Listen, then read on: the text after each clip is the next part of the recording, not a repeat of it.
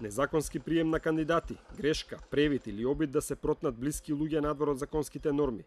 Како Академијата за суди и јавни обвинители во јануари годинава примила 37 кандидати за нови македонски судии, кога во огласот што го објавиле во службен весник во ноември 2015-та се барале само 30 кандидати. Во време кога уште не е расчистена прашината што се крена по скандалот со фалсификатите што го отвори топ тема на ваша страна, во Академијата за суди и јавни обвинители на повидок е и нов скандал.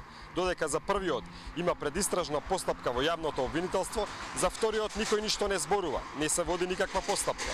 Се обидовме да откриеме како за 2 години колку што траел целиот процес, бројот на судии се зголемил за 7, но и како била спроведена селекцијата.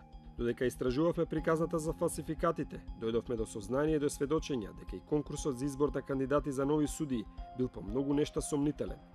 Дел од оние со кои разговаравме се сомневаат дека имало местенки, дека познати адвокати, обвинители и судии ургирале и барале место во Академијата за своите деца. Еден од кандидатите, стравувајќи да го објави својот идентитет, за топ тема на ваша страна тврди дека резултатите од испитите се местени.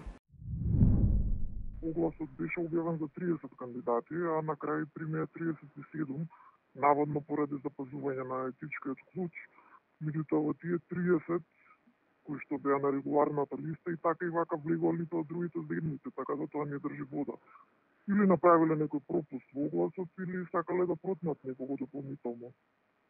Друго чудно е тоа што во тие 37 кои што влегува, еден од нив се откажал, меѓутоа на негово место никој не е примен, а така предвидува законот. Објаснувањето на Академијата е дека бројот од 30 на 37 кандидати е зголемен поради принципот на позитивна дискриминација, односно правична застапеност на кандидатите од другите етнички заедници. Но тука има неколку нелогичности. Зошто во бројката од 30 кандидати не се вметнати и кандидатите од другите етнички заедници?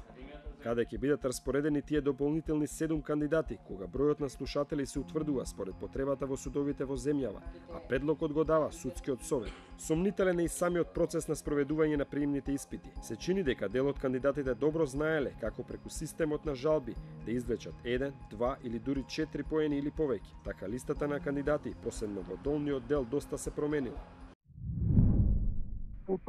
Огромни разлики во будувањето по секој тест, како да сакале нешто да не штимаат во резултатите. Низ 3 нивоа на жалби некој од кандидатите добија плюс 2, па дури 4 поени, а тоа е без малку половина од тестот.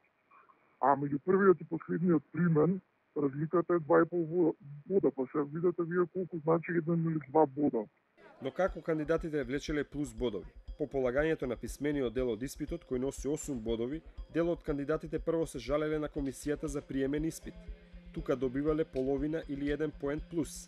Потоа следела жалба до управниот одбор, каде исто така извлекувале 1 или повеќе бодови, а на крајот следеле тужби до управниот и висшиот управен суд.